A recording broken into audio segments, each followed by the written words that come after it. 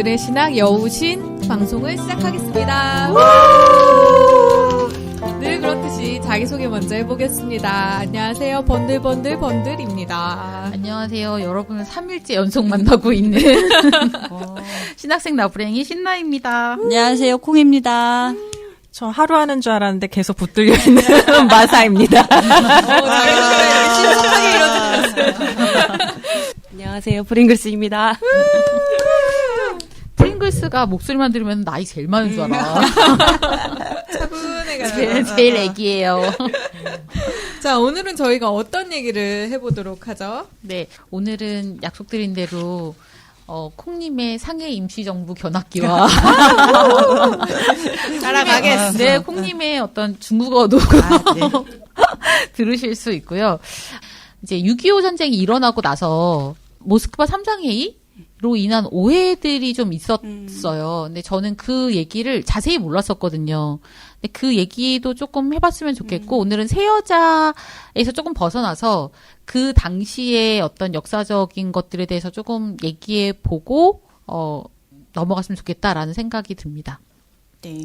네, 콩님. 언제 그곳을 다녀오셨습니까? 大家好. 我去过上海了. 제가 상해 다녀와서 중국어를 배우고 있습니다. 아, 정말 멋있어. 멋있는 여자예요. 제가 2년 전에 갔겠는데요. 이 새 여자를 읽고 진짜 너무 마음이 동해서 금토일 갔다 왔어요. 너무 중국 상해 가고 싶어서 금토일 갔다 왔고. 제가 좀 쉽게 간 거는 저 같이 일하던 동료가 상해에 파견 나가 있어가지고 일단 아는 사람이 있어가지고 이제 거기를 간 거예요. 근데 저희 같이 근무하는 분들은 그 친구가 거기 있기 때문에 상해를 여러 번 간 사람이고, 보통 저희 팀은 왜 거길 갔냐면 거기서 이제 거주하는 사람이 있으니까 상해 짝퉁 시장을 잘 알고 있거든요. 그래서 동료들이 상해 짝퉁 시장 여행을 엄청 많이 갔어요. 저희도 언제 한번 근데 저는 어두운 뒷골목을 끌려가고 이러는 건가요? 제가 저 상해 짝퉁 시장 가고 깜짝 놀랐잖아요. 그 얘기 좀 해주시죠. 알겠습니다. 재밌을 것 같은데. 그러니까 아무튼 좀 거기도 재밌어요. 네. 근데 저는 일단 임시정부 너무 가보고 싶어가지고, 친구들은 이미 여러 번 갔다 왔는데 저를 데리고 거길 갔어요. 근데 일단 임시정부 청사가 신천지라고 해가지고 나름 상해에서는 제일 번화가에 있는데, 그 번화가의 옛날 골목의 가정집이에요. 근데 친구들은 다 몇 번씩 가봐서 안 가고 저만 표를 끊어주고 너만 혼자 올라갔다 와 해가지고 저만 갔어요. 저만. 근데 진짜 들어가자마자 울컥하더라고요. 네, 제가 이제 또 소설 읽고 가서 더 그랬겠지만 가정집이고 너무 아담하고 조그매요. 이 아담하고 저는 거기가 이제 우리의 나라였던 거죠. 저는 이제 뭐 김구 선생님 평전이고 뭐고 다 이런 책을 읽으면 상해 임시정부가 어쨌든 임시정부잖아요. 번듯한 건물이라도 하나 있을 줄 알았어요. 그래서 임시정부 청사 문지기가 되신다 했잖아요. 지킬 문도 없어요. 진짜 가정집이에요. 가정집. 그래서 그 3층인가를 이렇게 올라가는데 다 너무 조금해요. 그리고 그 기거했던 이제 방 이런 것도 다 꾸며져 있거든요. 그대로. 근데 거기도 정말 소박하고 진짜 한 번씩 다 가보시면 꼭 가봐야 되는 것 같아요. 상해 한번 꼭 가봐야 되는 것 같아요.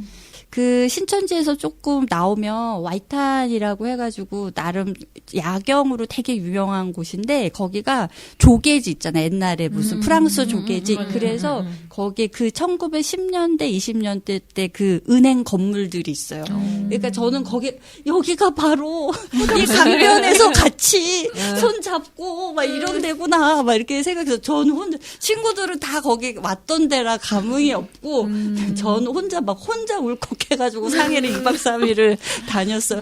장난 아니었는데, 근데 이제 그런 부분을 제외하면 상해는 어쨌든 중국에서도 굉장히 이제 어쨌든 자유구역이잖아요. 그래서 뭐 서울보다 훨씬 더 발전한 느낌이어가지고, 그런, 만약에 소설을 안 읽고 갔으면 상해에 간 감동은 되게 줄었을 것 같아요. 근데 소설을 읽고 상해를 갔기 때문에 이제 임시정부 청사 가서 또 진짜 너무 마음이 아팠고, 프랑스 조개지나 옛날 그런 건물도 되게 멋있어요. 거기가 엄청 멋있어요. 야경도 너무 멋있고. 것이고 이제 어디서든 역사에서 많이 나오는 그 장소구나 이런 생각을 좀 하게 됐었어요. 저는 이제 제가 이렇게 상해를 엄청 좋아하게 된 게 제가 착각을 했었어요. 소설의 무대가 상해가 대부분이라고 생각을 했는데 다시 읽어보니까 상해에서의 시간은 정말 짧더라고요. 그리고 세 인물이 다 만난 것도 아니에요.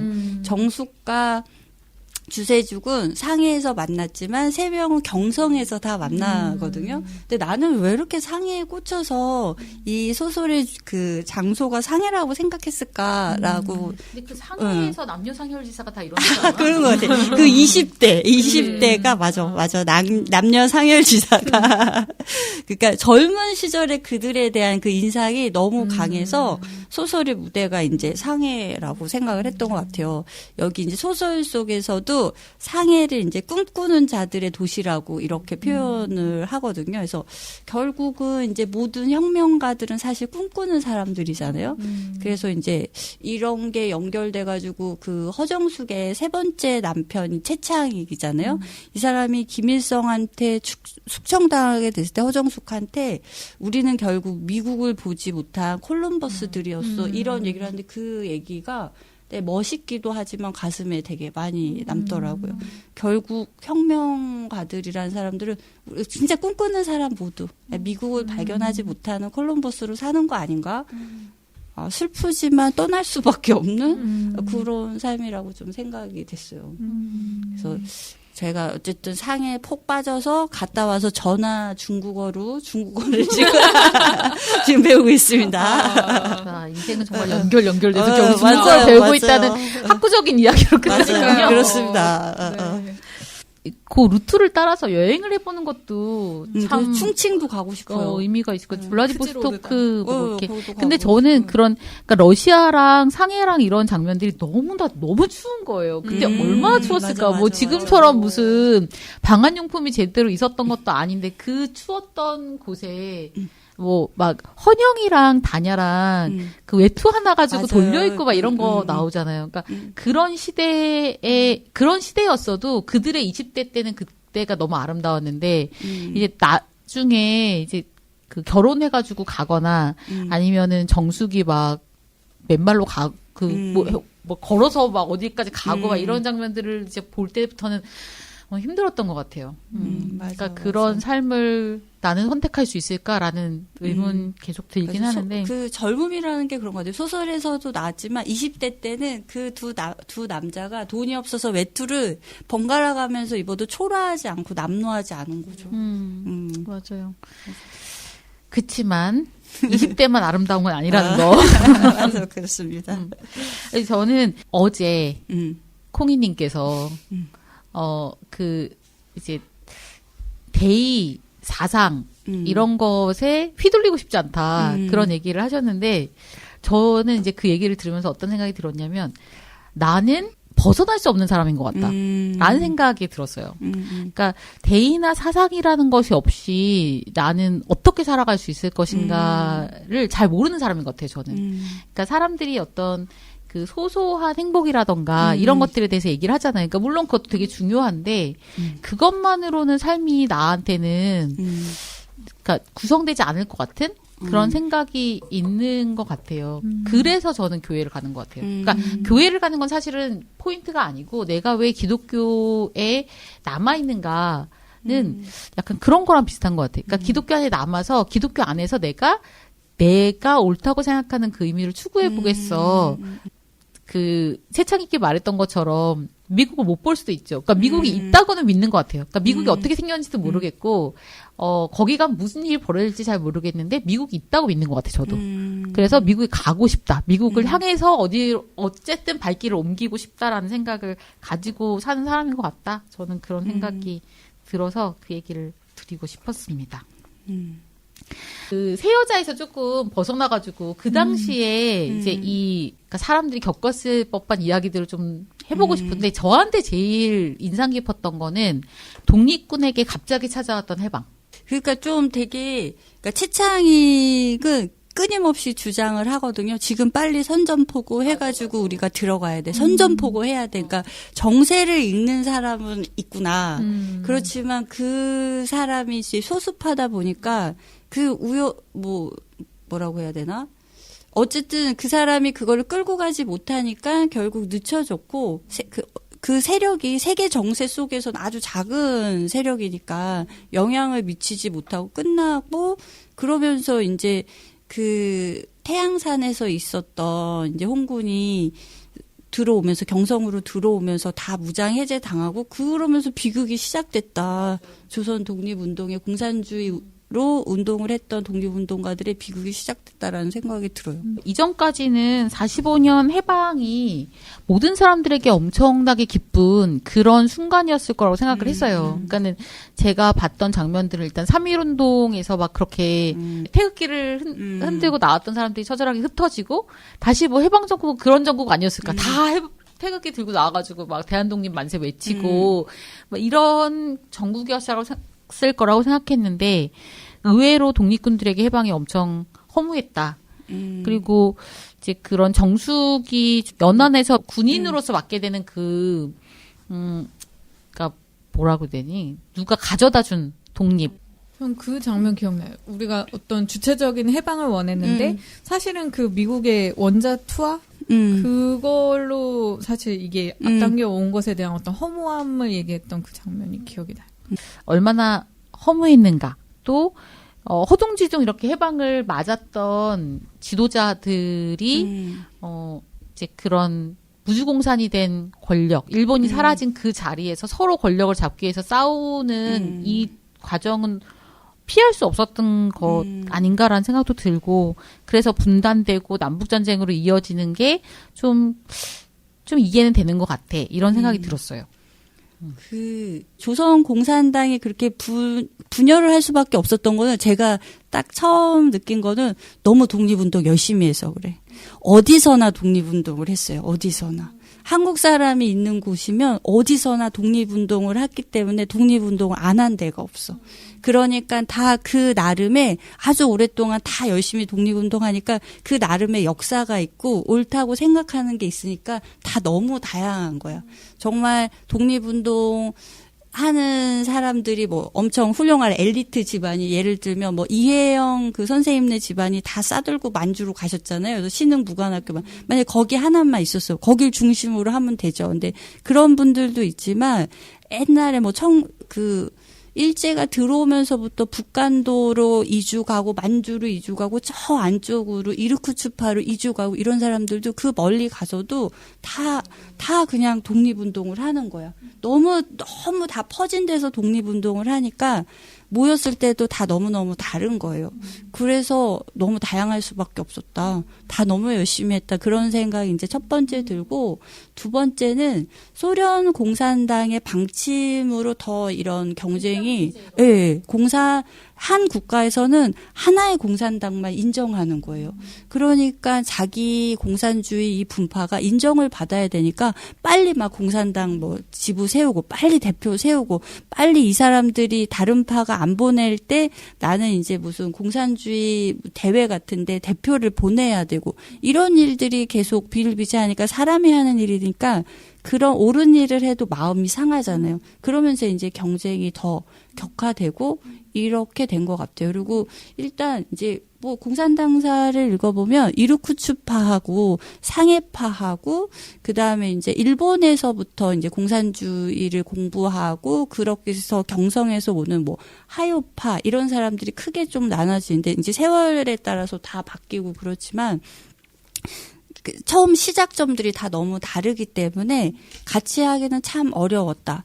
그리고 거기에 이제 불을 지른 사건이, 그리고 또 우파하고 많이 갈라졌던 게, 이제 어쨌든 소련의 공산당이 이제 정부를 세웠으니까 혁명 자금을 주잖아요. 그 혁명 자금을 둘러싼 여러 가지 오해, 여기서부터 이제 또 다시 좌우가 나눠지고, 공산당 분파에서는 그거에 대해서 서로 테러까지 하게 되는 그런 일이 생기더라고요. 그래서 너무 열심히 하셨기 때문에 어쩔 수 없었다. 저는 좀 그렇게 생각해요. 이 껍빅단리라는 소설 우리 학교 다닐 때 배웠잖아요. 근데 그 껍빅단리의 그 주인공이 한국사의 이런 굴곡을 따라서 완전 그 자기의 정체성을 바꾸는 기회주의자의 전형으로 나오잖아요. 그런 사람들이 살아갈 수 있는 공간? 그런 공간이었겠다, 해방 공간이. 그러니까 진짜 우리 같이 평범한 사람들이 해방됐을 와 만세하고 다 뛰어나왔지만. 그거 다 너무 행복해, 그냥. 우리 이제부터 잘 살자, 이랬을 것 같은데. 뭔가 지도자의 위치에 있고 내가 권력을 빨리 선점해야 된다라고 생각했던 사람들한테는 진짜 말씀하신 것처럼 너무 갑자기 찾아온 독립이어서 너무 당황스러웠던 것 같아요. 선택통치 하는데 우리나라는 거기에 의견을 달 수 없었죠. 순전히 타국에 의해서. 그래서 우리가 주체가 될 수 없었다는 거. 그리고 이제 그들도 우리를 도와주는 것 같이 대한민국을 하는 것 같지만 사실은 다 자기 이속을 챙기는 거였다는 거. 그게 너무 이제 분노하게 되죠. 그리고 우리는 이렇게 왜 이렇게 힘이 없었던가 그런 걸로 이제 아프기도 하지만, 그러니까 정말로 계속 얘기를 한 것 같이 왜 그렇게 목숨을 내놓고 자기 삶을 바치면서 열심히 한 사람들이 분명히 있었는데 이것들이 그렇게 좋은 결실로 맺지 못하고 강대국들로 인해서 이게 좌지우지 될 수밖에 없는 거였나. 네. 그런 것들. 그러니까 우리가 그러니까 안에서 열심히 싸우긴 했지만 좀 외교적인 거에서는 확실히 부족한 부분이 있었다. 네, 그런 것도 좀 사실 생각을 해. 소설에서 보면 여운형이 어쨌든 해방 소식을 듣고 준비해왔던 어떤 그 단체가 있었잖아요. 거기서 이제 조직을 하는데 3일인가? 이틀인가 3일 만에 미군정에 의해서 바로 물러나게 되잖아요. 그때부터 비극은 시작되었다. 여운형이 어떤 중심을 잡았으면 좌우가 이렇게 첨예하게 대립하지는 않았을 건데, 그 미군정이 들어오고 어쨌든 그때 미국은 공산주의에 대해서 가장 극렬하게 반대하는 입장을 취할 수밖에 없으니까 소련과의 사이에서도 그 강압적인 입장? 이렇게 취할 수밖에 없지 않았나. 그 사람들은 우리나라가 중요한 게 아니잖아요. 그래서 너무 쉽게 우리가 힘이 없으니까 밀려나게 됐다. 이런 생각이 좀 들고 신탁과 반탁 그런 단어 안에서 너무 금방 선점이 된 것 같아요. 그 뭐라고 해야 돼? 강경한 우파들한테 신탁 통치 반대가 어떤 민족의 민족주의자라면 그렇게 부르짖어야 되는 맞아. 것처럼 네. 얘기가 돼서 조금 더 합리적으로 생각할 수 있는 그런 계기가 없었던 공간이 생기지 않았던 것 같아요. 맞아요. 그래서 저는 아직도 민족주의라는 말을 별로 좋아하지 않는 것 같은데 민족주의가 대세를 차지할 수밖에 없는 전국에서 이때까지 맞아요. 일제 강점기에 있다가 이제 해방된 그 작은 나라의 민족이라는 것은 얼마나 중요한 그 민족이라는 거 하나 때문에 콩님이 말했던 것처럼 진짜 온 세계에서 투쟁하고 있었던 사람들이니까 어쩔 수는 없었지만 그렇게 이제 가져가면서 청산해야 되는 친일 이런 것들이 제대로 되지 못하고 사실은 찬탁과 반탁 전국으로 모든 게 다 이제 휘말려 들어가면서 해야 될 것들을 하지 못한 채 특히 남한 같은 경우는 친일을 했던 사람들이 너무 맞아요. 당연하게 그 경찰서장 다시 되고 지금도 엄청 그러니까요. 뭐 전기에 높이 올라가고 그 어떤 사람이 그런 말을 하는데 이 해방된 서울이 정말 해방된 건지 아직도 일본 세상인지 모르겠다 이런 얘기를 하게 되고 결국은 이제 그게 현재까지 온 것 같습니다. 38선이 그어지고 난 다음에 그다음에 이제 북한에서는 김일성 체제로 해서 이제 김일성이 자기 어떤 그 체제를 만들어가기 위해서 숙청 작업을 거치고 그다음에 그런 농민 노동자 중심의 그런 경제 체제를 만들기 위해서 이제 그 땅을 재분배한다라는 거가 되게 중요한 그 정책으로 잡히거든요. 근데 이제 그게 실제로 정책으로 잡히기 이전에 이미 소문이 다 난 거죠.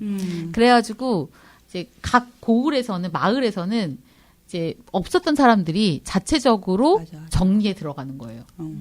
그래서 법적으로 합법적인 절차를 거치는 것이 아니라 이제 막 지주 집에 들어가가지고 쌀 다 꺼내 오고 지주 죽이고 이런 장면이 그 허정숙이 경험을 하게 됩니다.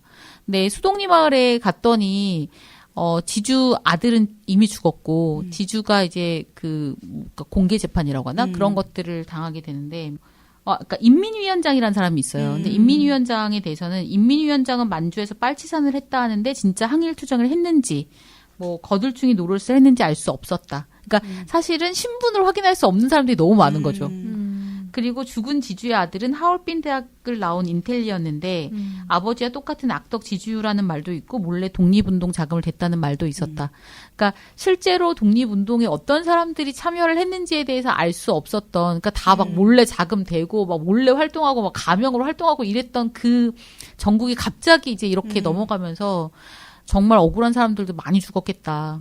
그리고 저는 여기서도 악덕지주 뭐 이게 얘기를 하는데 이게 이 사람이 어떻게 그러니까 평상시에 평판 그래서 이제 그 사람들한테 들었던 평판과 그 만들어진 그걸로 그러니까 이 사람이 진짜 악덕지주 아니어도 이 사람한테 그냥 서운한 사람이 그러니까요. 있을 수 있잖아요. 루머를 퍼뜨려가지고 그럴 수도 있는. 그래서 좀 그런 것도 되게 많이 그러니까 그런 거 보면 또 사람이 너무 악한 것 같은 거예요. 그래서 뭐 나중에 이제 정숙이 혼자 그런 권력이라는 거에 대해서 생각을 하면서 권력이라는 건 참 사람들이 다 달겨들만 하다. 권력이라는 거는 내가 마음에 안 드는 사람 죽일 수 있고 내가 좋아하는 사람에게 호의를 베풀어 줄 수 있고 근데 그 권력이라는 것을 이제 남자들이 탐할 때 땅에 떨어진 음식, 똥 묻은 거라도 권력이라면 주워 먹는 그런 남자들을 많이 봤는데 자기는 그러지 않겠다. 이런 장면이 나오거든요. 이제 마지막에 그 지하실에 끌려갔을 때 누가 권력을 잡을 것인가에 이런 무주공산이 됐을 때 그러니까 사실은 그 전에는 지주와 농민 그리고 농민을 착취하는 지주 이렇게 전선이 그어졌었다면 그 공간에서는 농민도 충분히 악한 사람이 될 수 있는 악한 존재가 될 수 있는 그러니까 그게 가진 자와 안 가진 자로만 나뉘지는 않는다라는 것도 보여주는 것 같아요. 그리고 이제 이런 그 과정을 통해서 그 많은 지주나 분홍들, 그다음에 이제 기독교 지원을 받고 있었던 단체들이 북한을 떠나서 그렇죠. 이제 그 월남이라고 하나요, 그걸? 네, 월북은 아니죠, 그게. 월남을 하잖아요. 근데 이런 상황들, 그 다음에 이제 6.25 전쟁 발발하고 인민군 들어와서 그 사람들이 이제 숙청 작업 진행하면서 많은 기독교인들을 죽였던 것이 이제 기독교인들이 뿌리 깊게 가지고 있는 반공에 대한 그런 감정들과 연결되어 있는 것 같기도 하고 보수 기독교가 반공을 부르짖을 때 사실 그걸 우리가 합리적이다라고 느끼진 않잖아요. 근데 거기에 뿌리 깊게 박혀있는 무언가가 있는데 그것들이 좀 연구가 제대로 되고 사실 저는 뭐 전광훈 같은 사람이 제대로 역사를 알 거라고는 생각하지 않는 것 같아요. 그러니까. 근데 그걸 너무 그냥 잘 활용하는 거죠. 그냥 아무런 빈 껍데기, 빈 언어로 그냥 그렇게 활용되고 있는 것 같다는 생각도 되게 많이 들거든요. 그래서 좀 그런 것에 대한 연구도 필요하지 않을까 라는 생각도 듭니다.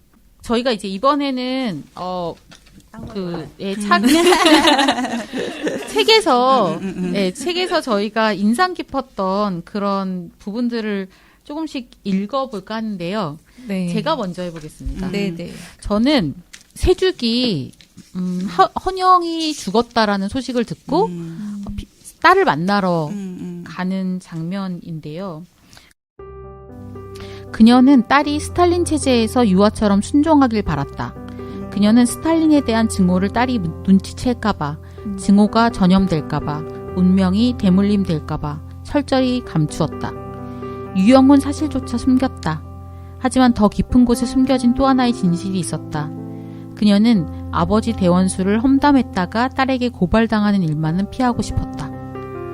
이런 그 장면이 나오는데 원래 그냥 이제 세죽의 삶이 계속 슬프다 우리가 계속 얘기를 했지만 그러니까 그녀가 지키고 싶었던 그 하나 그 딸한테도 자기가 정치범이었고 유영했다는 말을 못하고 나중에 이제 세죽이 죽은 다음에야 그 유영지에 처음으로 가잖아요. 그러면서 그녀가 이제 강제 이주당한 게 아니라 유형 맞다라는 걸 알게 되고 그 다음부터 이제 궁금증을 가지게 되거든요. 근데 이런 단어 하나가 어머니에 대한 굉장히 큰 것을 바꿔줄 수 있는데도 세죽이 자기가 어떤 존재였는지에 대해서 말하지 않고 살았다는 것도 되게 슬프기도 하고 이해도 되고 가슴 아팠던 거였던 것 같아요. 그리고 딸이 자기의 운명을 옮길까봐 걱정했다라는 게 참 지키고 싶었고. 네, 그녀를 지켜주고 싶었고. 어쨌든 세죽의 그런 마음으로 인해서 비비안나 박은 그래도 괜찮은 삶을 살았던 것 같습니다. 세죽이 많은 사람들을 지켜줬다는 느낌도 그러니까 들어요. 그런 게 참 성향인 것 같아요. 주세죽. 맞아. 주세죽은 굉장히 그러니까 정말 따뜻하고 배려심 깊고 이런 성정을 가진 사람인 것 같아요. 네. 박헌영이 정신이 이상해졌을 때도 세죽이 옆에서 요양. 그러니까 한 번도 이기적인 선택을 하면서 떠나본 적이 없는 사람. 그럼 행복해야죠. 그게 운명의 아이러니다. 근데 헌영이 그렇게 말해요. 근데 역사는 기록할 거다라는 얘기를 하는데 세죽의 삶이 그렇지 않을까요? 그러니까 세죽은 어쨌든 자기가 할 수 있는 한에서는 저는 옳은 삶을 선택했던 것 같아요. 그래서 우리가 세죽에게 공감할 수 있는 거고 그리고 세죽과 같은 그러니까 세죽도 그렇고 명자도 그렇고 정숙도 그렇고 비참한 삶을 일부러 선택한 건 아니지만 옳은 삶을 선택하면서 비참하게 보이는 거잖아요. 우리한테는 이런 여성들이 있었기 때문에 우리가 이런 얘기를 할 수 있는 시대를 맞는 거라서 또 우리도 그런 역할을 우리의 딸내미들을 위해서 해야 하지 않을까 생각이 드네요. 이것도 되게 멋있었어요. 스탈린이 죽자 그녀는 허탈했다. 스탈린을 미워하다가 한 시대가 갔고 스탈린이 죽고 나서 돌아보니 자신도 늙어 있었다. 이런 그러니까 스탈린이 그 김다니아를 죽이잖아요. 그렇죠? 그러면서 이제 꼬이게 되는 거잖아요. 점점 더. 근데 그런 자신의 인생을 그렇게 만드는 존재가 있었다면 평생 미워하겠지만 또 미워하다 보니 늙게 됐네요. 콩님은 제일 저 에피소드 제목에 나오는 건데 이제 그 허정숙의 탄식이에요. 허정숙이 그 태양산에서 이렇게 홍군하고 같이 있을 때 어쨌든 행군을 하게 되고 이러면서 일본 군인들한테 쫓기게 되는데 동지들 중에 3명이 다른 동지들을 살리려고 일본군 있는 대로 어쨌든 유인을 하려고 더 내려가요. 그래서 이 사람들이 다음날 이제 시체로 발견이 되죠. 동지들이 이제 그 시체를 찾으러 가죠. 네. 근데 이 사람들 중에 한 명이 허정숙이 이 남경으로 가게 만든 그 찌라시를 쓴 사람도 있었어요. 그러니까 진짜 훌륭한 사람들이죠. 그 당시 진짜 제일 지적으로나 뭐 인품적으로 훌륭한 사람들, 그러니까 동지들을 위해 가지고 죽으로 내려갔겠죠. 그 사람들을 이제 묻으면서 태양산 밑에 묻으면서 몸이 땅에 묻히면 영혼은 노을에 묻히는가 이런 탄식을 하는데 이게 제일 좀 그러니까 여러 번 읽어도 이 구절은 계속 가슴에 남는 것 같아요. 이렇게 좀 사셨잖아요. 해외에서 독립운동 하셨던 분들은. 프링글스님 한번 이야기해 보시면 어떨까요? 이렇게 해방이 됐지만 그 또 다시 어떤 사상 뭐 이런 이 문제로 이제 남북으로 이제 갈라지게 되고 네, 그 시점에서 이제 쓴 글인데 172권의 174페이지 맨 마지막 단락인데요. 제가 읽어볼게요. 맹목적으로 자신의 정의를 타인의 불의로 설정하는 지점에서 역사의 비극이 싹튼다. 미국과 조선이 남과 북을 점령한 것은 분단의 시작일 뿐이었다. 분단을 완성한 것은 어리석음과 아집과 독선이었다. 극악한 식민지 상태에서 갓 벗어난 사람들에게 대화와 타협의 매너를 기대하기는 무리였다. 관대함과 현명함의 미덕은 굶주림과 인권 유린이 없는 환경에서 훈련되는 것이다. 네, 이 부분이 조금 와닿았습니다. 네, 저 얘기해 볼래요. 네, 얘기해 보세요. 원래는 여성 동우의 선언문 이거 멋있어서 읽으려다가 그 명자의 뭐라 그러죠? 몸종? 네, 몸종이던 사머리한테 주세주게 하는 말인데, 사모라, 새 세상은 노동자, 농민들, 너네같이 아무것도 가진 것 없는 사람들이 주인이 되는 그런 세상이야. 라는 세죽의 말에 사머리가 때 묻은 옷고름으로 코를 팽하니 풀고는 맑은 목소리로 질문을 달았다. 근데요, 농투성이들이 한둘도 아닌데 어떻게 다 임금이 된다는 거지요? 사모라, 임금은 이제 없어졌어. 임금이 있는 시대는 봉건 왕조 시대라 하는데 점점점 역사 교양 강의가 길어지자 사머리가 몸을 비틀어대기 시작했다. 그러니까 이 부분을 제가 표시를 해놨던 걸 보면서 그렇구나. 세죽은 이런 세상을 그리고 있었고 이것을 이야기하려던 시도가 있었구나. 근데 재밌는 게 그 사머리가 이제 좀 그 부잣집 마나님처럼 변하고 난 다음에 몸종 이름이 뭔 줄 알아요? 사월이. 내가 처음에 동생인 줄. 그랬구나. 이 사월이 진짜 너무 아이러니하다 이런 생각이 그러니까요. 들더라고요. 네, 그 3월이 4월이 얘기가 나와서 제가 이제 처음에 읽었을 때 네. 명자가 안타까우면서도 이렇게 공감이 많이 돼서 힘들었던 부분이 있었는데 그때 이제 줄을 쳐놨던 게 있었어요. 그래서 그거를 한번 읽어볼게요. 1권에 238페이지에 있는 건데요. 그로부터 2달 뒤 명자는 어머니의 부음을 받았다. 부음이 도착했을 때는 이미 장례도 치른 뒤였다. 명자는 감옥벽에 머리를 쿵쿵 찍었다. 어머니의 명줄을 끄는 죄인 하나가 여기 있었다. 만국의 공산주의자 형제들은커녕 다냐도 오빠도 강 건너 저편에 있었다. 그 누구도 대신할 수 없었고 누구도 나눠 가질 수 없는 죄였다. 그래서 이렇게 중략을 하고요.